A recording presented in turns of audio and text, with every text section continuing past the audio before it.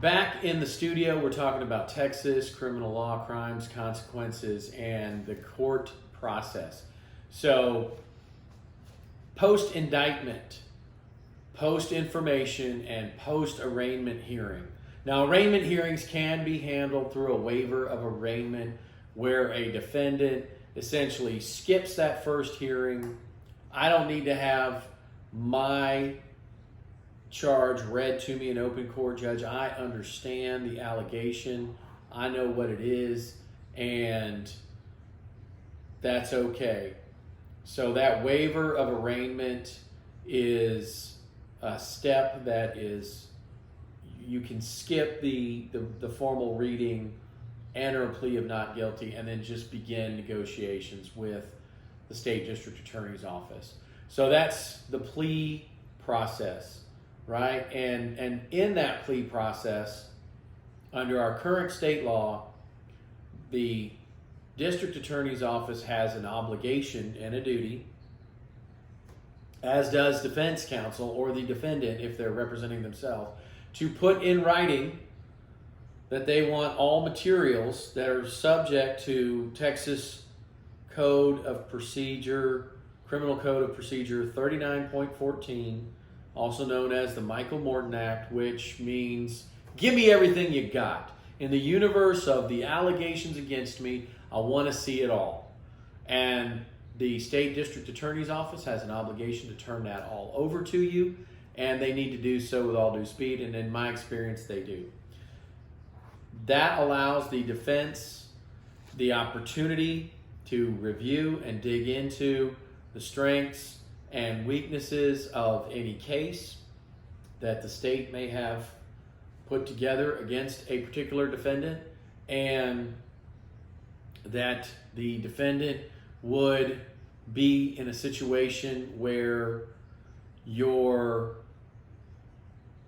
starting to evaluate levels of responsibility for things like the charged offense, any lesser included offenses, any other agreements that can be reached to take things off the table, to lessen the consequences so that the criminal defendant would be willing to reach an agreement with the state prosecutor's office on how to resolve the case. For example, if a defendant is a habitual offender simply because of the nature, they got 3 or 4 or 5 prior felony convictions, felony DWI, felony possession of small amounts of illicit drugs, right? Controlled substances, OxyContin, crack cocaine, methamphetamine, fentanyl, things that are clearly not we're not talking about people busted with pounds and kilos and scales and little dope bags.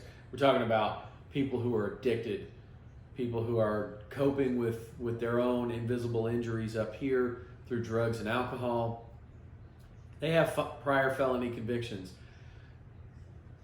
That means that, 3 strikes you're out, got to charge them as a habitual felony offender, makes a plea bargain very, very tough, right? But if you take that off the table, right? Take that off the table because this really isn't the most serious offense, and do we need to be clogging up the Texas prison system with essentially low-level, nonviolent offenders, drug offenders, at the cost of $60,000 a year? These are where the defense has some room to bargain, that maybe that the charged offense is just the habitual offender paragraph that's in the indictment, makes the consequences extremely hard, if not impossible to negotiate on.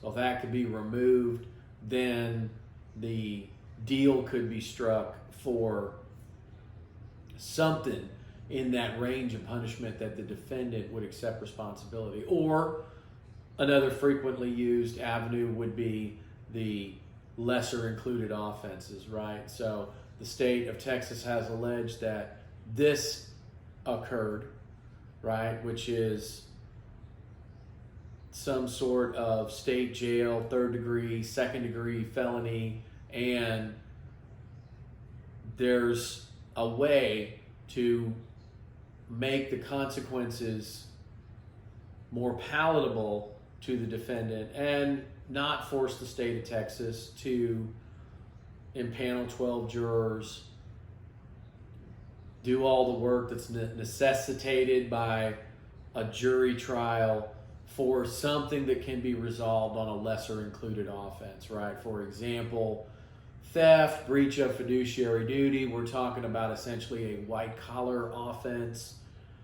Most white collar offenders are not violent offenders. They really need to be going to the penitentiary for 5 to 10 to 20 years.